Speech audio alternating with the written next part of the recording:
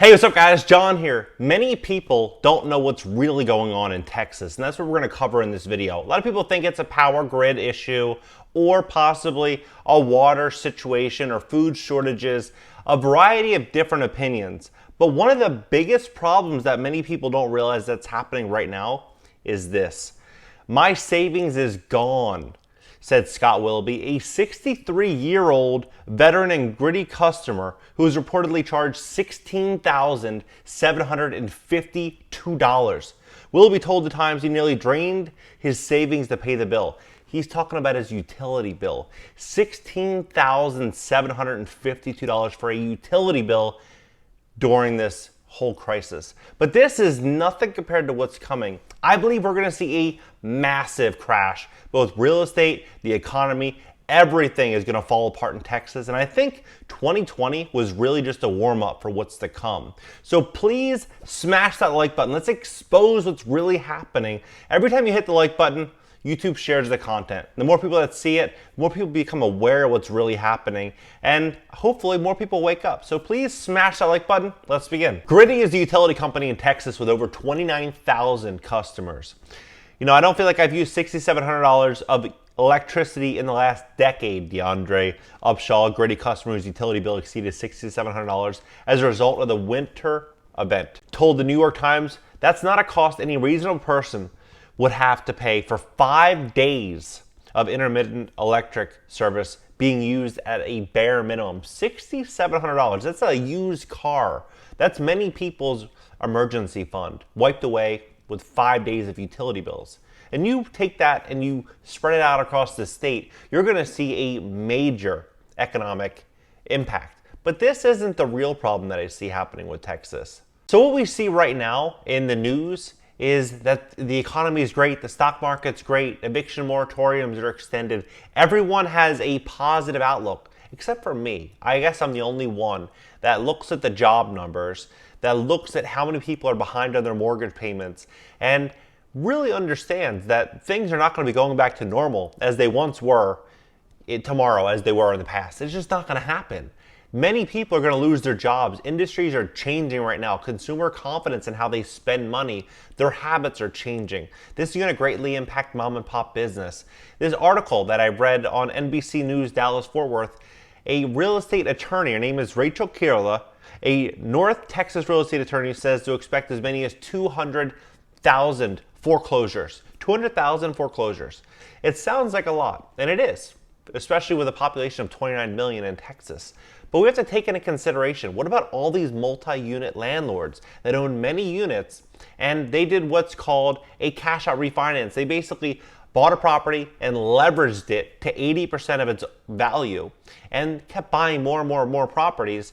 And their game plan really was to cash flow just a little bit across each building, and ultimately the buildings would be paid off, and they'd have a great nest egg and a great real estate portfolio that they could pass along from one generation to the next. This strategy worked for many decades flawlessly, but who could anticipate a $5,000, $10,000, $20,000 utility bill? Imagine having those high bills across all of your buildings and you're on the hook to pay the utilities. And to make matters even worse, the winter freeze damage expected to hit $18 billion from burst pipes and collapsed roofs throughout Texas. $18 billion. So it's one expense after the other. And then on top of that, Texas is the #1 state for uninsured. 29% of adults don't have health insurance. 623,000 children don't have health insurance. So what is going to come next? If you have an emergency, you're going to take care of your child. You're going to take care of yourself before you take care of a property or a possession. Health comes first. So many people are sick, many people are in deep despair due to what's happening right now in Texas. But I just have this feeling that there's going to be something so much worse. If we look at what happened with the Keystone Pipeline and the tens of thousands of jobs gone in a snap of a finger, and then we look at how big Texas is and how big their economy is supported around oil and energy, there could be a very big collapse coming very soon that many people are not anticipating. According to the Washington Post, Joe Biden wants to transition away from fossil fuels, energy, and gas. And that makes quite a lot of sense given what's happened with the Keystone Pipeline. But now, if we look at a place like Texas, where 35% of the entire economy is supported by those industries, you have to ask yourself, how are they going to maintain ownership of their properties? How are they going to make good on their bills, repair their properties, or pay these new electric and utility bills? That is $1 billion question. Now, according to this, 35% oil and gas is the state economy, making Texas Railroad Commission budget an important priority. She said Texas oil and gas producers have suffered a double blow due to what's happening and the global price shock amid an era when the industry is facing a process of structural contraction. And nearly half of the state of Texas is in a water crisis right now. So reduced water pressures due to pump failures and increased demand from burst pipes, millions of people dripping their faucets for days on end, is the root of the problem for many people in these infrastructure problems. Reduced water pressure can lead to harmful bacteria growing in the water.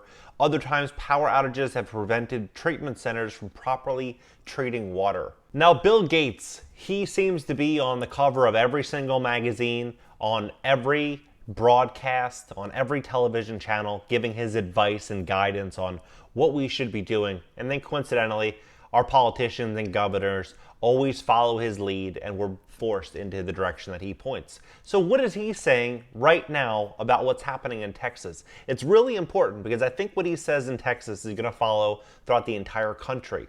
Now he says Bill Gates' weatherized energy plants could have prevented deaths in Texas winter freeze. In a Saturday evening interview with CNN's Anderson Cooper, the billionaire philanthropist argued that natural gas plants in Texas have not been built to withstand extreme weather, leading to millions of people across the state losing power and battling freezing temperatures. Gates went on to say that climate change could be considered the main cause of extreme weather events, adding that an increased reliance on renewable energy could prevent future disasters similar to the winter storm. It is ironic to blame renewables and not realize that we're going to have to be dealing with this unless we get the whole world to reduce emissions.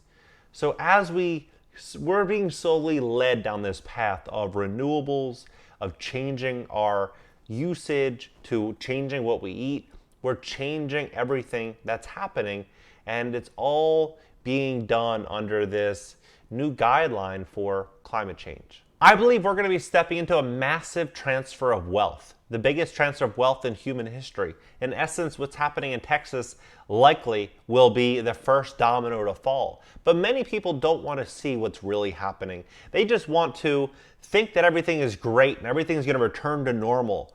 But the smart investors, I mean the really, really smart people, are looking at things logically and realizing that economies don't work unless we do. It's over a year now since people have really worked at a normal rate. So what does this mean? It means as we change from potentially our power grid and the way that we consume energy, the way that business is conducted, the way people manage their debts that they've accumulated over this pandemic, it's going to result in likely an affordability crisis where people need to downsize and reduce the luxuries in their life. That's what we're going to likely see.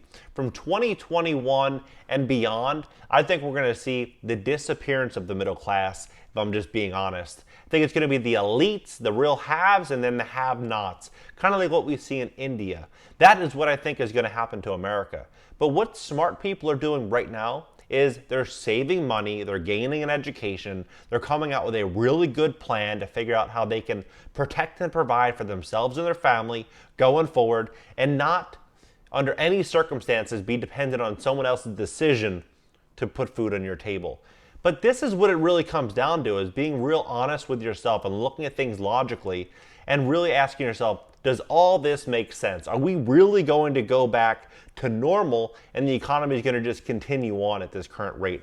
I personally don't think so. That's why I'm studying, reading, and learning nearly every minute of every day, just getting ready for what I think is going to be the greatest opportunity to invest in real estate, in assets that we've ever seen. So thanks so much for watching. Please smash that like button, help share this content. The more people that see it, the more people that become awake and aware, and really I think just the better for all of us. And consider subscribing for more content based around real estate, personal finance, business, and money. And if you'd like to get to know me on my weekly calls, look at the top comment below and I will pin my website where you can join. I do weekly calls every single Thursday on Zoom, and it's a great place for us to network, get to know one another, and we can discuss our investing strategies going forward. All right, guys, I'll see you in the next video.